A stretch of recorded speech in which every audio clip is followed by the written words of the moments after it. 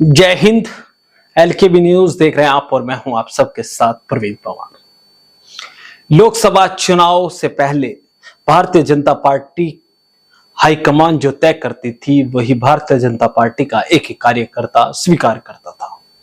लेकिन लोकसभा चुनाव में जैसे भारतीय जनता पार्टी के प्रत्याशियों में और भारतीय जनता पार्टी के संगठन के नेताओं में आपसी राट देखने को मिली, वो अब थमने का नाम नहीं ले रही है। ताजा मामला शामली जनपद का है। कैराना लोकसभा सीट पर बीते लोकसभा चुनाव में समाजवादी पार्टी की इकरा हसन ने जीत दर्ज की और भारतीय जनता पार्टी के प्रदीप चौधरी बड़े अंतर से चुनाव हारे। चुनाव हार को लेकर कहीं ना कहीं दबी जुबान से भारतीय जनता पार्टी के नेता आपसी राड को जिम्मेदार मानते रहे। यानी आपस की जो भारतीय जनता पार्टी के नेताओं की गुटबाजी थी उसको कहीं ना कहीं भारतीय जनता पार्टी के नेता इसके लिए जिम्मेदार मानते रहे, क्योंकि कैराना संसदीय सीट बड़ी कठिन संसदीय सीट है, भारतीय जनता पार्टी के लिए बड़ी आसान है और विपक्ष के लिए यह संसदीय सीट बड़ी कठिन है। उसके बावजूद कैराना संसदीय सीट पर भारतीय जनता पार्टी को हार का सामना करना पड़ा। मुख्यमंत्री योगी आदित्यनाथ कई बार इस क्षेत्र में आकर चुनावी जनसभा करके गए हैं, लेकिन चुनावी नतीजों में उसका असर नहीं दिखा। लेकिन अब ताजा नया मामला है। मामले की शुरुआत शामली जिला अधिकारी को दिए गए एक शिकायती पत्र से होती है, जिसमें शामली की जिला पंचायत अध्यक्षा मधु गुर्जर जी, उनके द्वारा एक प्रार्थना पत्र दिया जाता है, जिसमें उनके साथ पूर्व सांसद प्रदीप चौधरी और राष्ट्रीय लोकदल के विधायक प्रसन्न चौधरी उनके साथ जिला अधिकारी से मुलाकात करते हैं। जिसके बाद चर्चाएं चलती हैं कि क्या मधु जो जिला पंचायत अध्यक्षा है, जो मनीष चौहान के बड़े करीबी मानी जाती है, उस पर भी हम विस्तार से चर्चा करेंगे। लेकिन जो घटनाक्रम घटा उसके बारे में हम आपको बता रहे हैं। उसके बाद चर्चा आती है कि मधु गुर्जर द्वारा कहा गया कि उन्हें जिला पंचायत अध्यक्ष के रूप में कोई सुविधा नहीं मिल रही है, ना उन्हें गाड़ी मिली है और ना उन्हें कोई सरकारी सुविधा मिल रही है। सभी का लाभ एक व्यक्ति ले रहा है। उनका सीधा सीधा इशारा या यूं कह लीजिए कि मनीष चौहान को लेकर था। जिस तरह से मनीष चौहान समर्थक प्रदीप चौधरी को लेकर लोकसभा चुनाव से पहले कमेंट करते रहे, उनका विरोध करते रहे, तो क्या प्रदीप चौधरी अब बदला लेने के मूड में हैं? ये बड़ा सवाल है।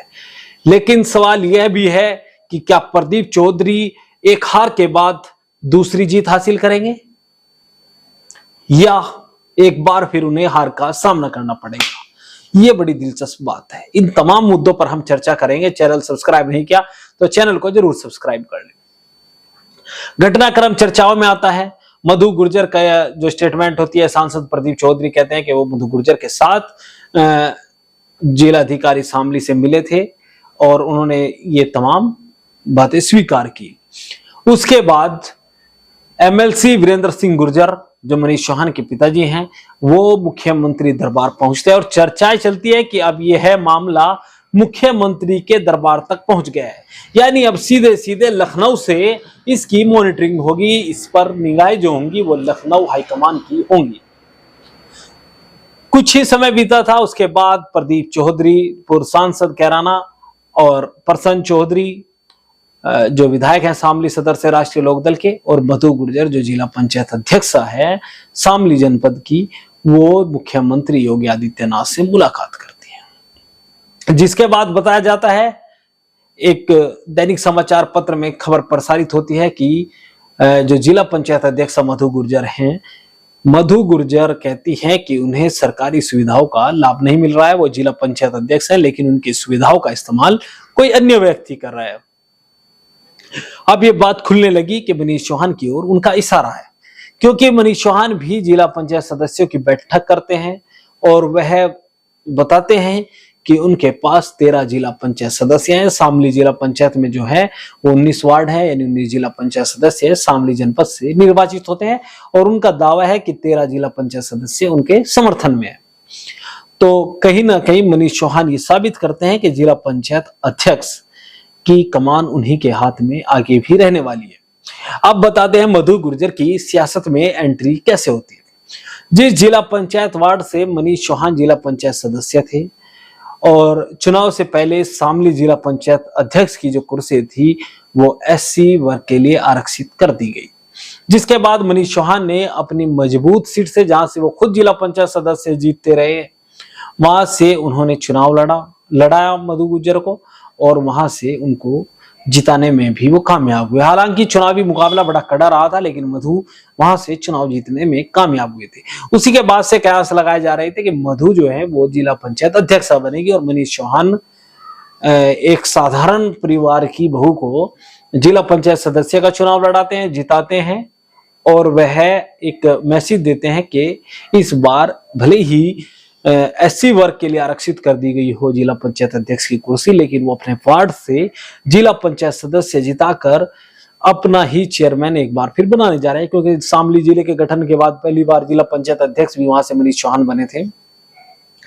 तो ये तमाम मधु जो है उनकी सियासत में जो एंट्री हुई थी वो इस तरीके से हुई थी, क्योंकि शामली जिला पंचायत अध्यक्ष की कुर्सी एससी वर्ग के लिए आरक्षित कर दी गई थी। मनीष चौहान ने अपना जिला पंचायत अध्यक्ष बनाने के लिए उन्हें अपना उम्मीदवार बनाया। मधु गुर्जर दलित समाज से आती है, लेकिन उनकी जो शादी है वो गुर्जर समाज के व्यक्ति से हुई है, इसलिए उन्होंने उनको जिला पंचायत अध्यक्ष के लिए तैयार कर लिया। अब मधु गुर्जर चुनाव जीतने के बाद राष्ट्रीय लोकदल और सपा का उस वक्त गठबंधन था। भारतीय जनता पार्टी ने एक बार फिर एमएलसी वीरेंद्र सिंह को फ्री हैंड दिया, क्योंकि भारतीय जनता पार्टी की तमाम कमान एमएलसी वीरेंद्र सिंह के हाथ में थी जिला पंचायत चुनाव को लेकर। तो इस चुनाव में मनीष चौहान और चौधरी वीरेंद्र सिंह गुर्जर जो एमएलसी हैं, वो अपना रसूख, जो उनका दबदबा है राजनीति में क्षेत्र की, उसको दिखाने में कामयाब रहे, और उन्होंने साबित कर दिया कि जिला पंचायत अध्यक्ष की कुर्सी मनीष चौहान और चौधरी वीरेंद्र सिंह के इर्द गिर्द घूमेगी। और तमाम विरोधों के बावजूद भी वह अपना जिला पंचायत अध्यक्ष बनाने में कामयाब हुए थे। लेकिन तब उनके पास संख्या 10 थी और राष्ट्रीय लोकदल और सपा के पास संख्या 9 थी। लेकिन अब राष्ट्रीय लोकदल के विधायक प्रसन्न चौधरी और भारतीय जनता पार्टी के पूर्व सांसद प्रदीप चौधरी के नेतृत्व में मधु गुर्जर इस तरह की के जो आरोप है वो लगाती हैं। उसके बावजूद 13 जिला पंचायत सदस्य का दावा मनीष चौहान करता है कि 13 जिला पंचायत सदस्य उनके समर्थन में। ये तो जिला पंचायत अध्यक्ष का, अब आगे जैसे मुख्यमंत्री योगी आदित्यनाथ जी जिसे एमएलसी वीरेंद्र सिंह जी भी मिले हैं, उसके बाद पूर्व सांसद प्रदीप चौधरी जी और प्रसन्न चौधरी जी भी मिले हैं, तो किस ऊंट किस करवट बैठेगा यह तो आने वाले कुछ समय में पता चल ही जाएगा। लेकिन भविष्य की राजनीति के लिए भी यह बड़ा एक संकेत है, क्योंकि प्रसन्न चौधरी जिस तरह की भूमिका में है, और शामली विधानसभा सीट पर मनीष चौहान और चौधरी वीरेंद्र सिंह के असर को नकारा नहीं जा सकता। अगर राष्ट्रीय लोकदल और भाजपा गठबंधन के उम्मीदवार के रूप में भी प्रसन्न चौधरी चुनाव लड़ते हैं, तो बड़ी संख्या में गुर्जर मतदाता कांधला के आसपास के क्षेत्रों में है, जिन पर अच्छा प्रभाव चौधरी वीरेंद्र सिंह जी का माना जाता है। तो क्या यह 2027 के लिए भी खतरे की घंटी भाजपा राष्ट्रीय लोकदल के लिए है? लेकिन अभी बहुत कुछ खेल बाकी है। लेकिन कहीं ना कहीं ये तो तय हो गया कि प्रदीप चौधरी मनीष चौहान से अपनी हार का बदला लेना चाहते हैं। लेकिन सबसे बड़ा सवाल यही है कि क्या वह बदला लेने में कामयाब होंगे, या दूसरी हार के लिए भी प्रदीप चौधरी तैयार हैं? आप भी अपनी राय शामली जिला पंचायत अध्यक्ष के चुनाव को लेकर जो प्रकरण चला है उस पर अपनी राय कमेंट बॉक्स में रख सकते हैं। चैनल अगर आपने अभी तक सब्सक्राइब नहीं किया तो चैनल को जरूर सब्सक्राइब करें। वीडियो फेसबुक पेज पर देखना तो हमारा फेसबुक पेज फॉलो करें। जय हिंद।